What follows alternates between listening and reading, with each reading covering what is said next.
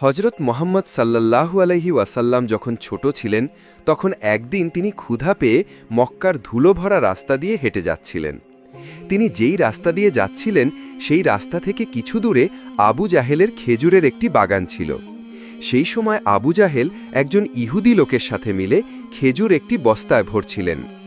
নবী মোহাম্মদ সাল্লাল্লাহু আলাইহি ওয়াসাল্লাম খুব ক্ষুধার্ত ছিলেন, তাই তিনি দুটি খেজুরের আশায় ধীরে ধীরে বাগানের দিকে এগোতে লাগলেন।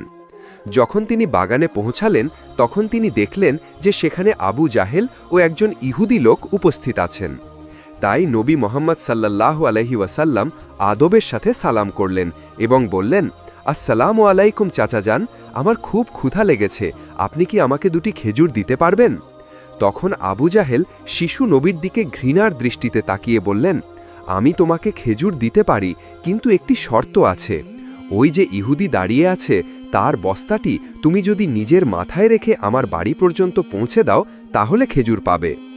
আবু জাহেলের কথায় শিশু মোহাম্মদ সাল্লাল্লাহু আলাইহি ওয়াসাল্লাম রাজি হয়ে গেলেন। অতঃপর দেরি না করে নবী মোহাম্মদ সাল্লাল্লাহু আলাইহি ওয়াসাল্লাম সেই ইহুদির কাছে গেলেন। তখন ইহুদি অবাক হয়ে বলল, হে মোহাম্মদ, তুমি এখানে কেন এসেছ?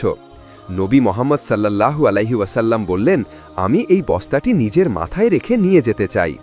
শিশু মোহাম্মদ সাল্লাল্লাহু আলাইহি ওয়াসাল্লামের কথা শুনে ইহুদি চমকে গেল এবং বলল, এত অল্প বয়সে কি তুমি এই বস্তাটি তুলতে পারবে? তখন নবী মোহাম্মদ সাল্লাল্লাহু আলাইহি ওয়াসাল্লাম হেসে বললেন, হ্যাঁ, নিশ্চয়ই তুলতে পারব। তারপর নবী মোহাম্মদ সাল্লাল্লাহু আলাইহি ওয়াসাল্লাম সেই বস্তাটি মাথায় রাখলেন এবং চলতে শুরু করলেন। ছোট ছোট পা, ক্লান্ত শরীর, কিন্তু মুখে এক অদ্ভুত আধ্যাত্মিক শান্তি ছিল। আবু জাহেল এবং সেই ইহুদি লোকটি শিশু মোহাম্মদ সাল্লাল্লাহু আলাইহি ওয়াসাল্লামের পিছন পিছন যাচ্ছিলেন। এইভাবে চলতে চলতে কিছুক্ষণ পর বস্তাটি আবু জাহেলের বাড়ির সামনে রাখা হলো। ইহুদি লোকটি বাড়ির ভিতরে নিয়ে চলে গেল। তখন নবী মোহাম্মদ সাল্লাল্লাহু আলাইহি ওয়াসাল্লাম বললেন, চাচাজান, এখন আমাকে খেজুর দিন। তখন আবু জাহেল শুধু একটি খেজুর দিলেন। নবী মোহাম্মদ সাল্লাল্লাহু আলাইহি ওয়াসাল্লাম নরম সুরে বললেন, আপনি কি আরেকটি খেজুর দেবেন না? এই নিষ্পাপ অনুরোধ আবু জাহেলের ভেতরের আগুনকে যেন আরও বাড়িয়ে দিল। রাগে ভরে সে নবীর মুখে একটি জোরে থাপ্পড় মারল এবং সেই মুহূর্তে যেন সূর্য ডুবে গেল, আকাশ ফেটে পড়ল, বাতাস থেমে গেল এবং পাহাড়ও কেঁদে উঠল। কিন্তু আবু জাহেল হাসতে হাসতে নিজের বাড়ির ভেতর চলে গেল।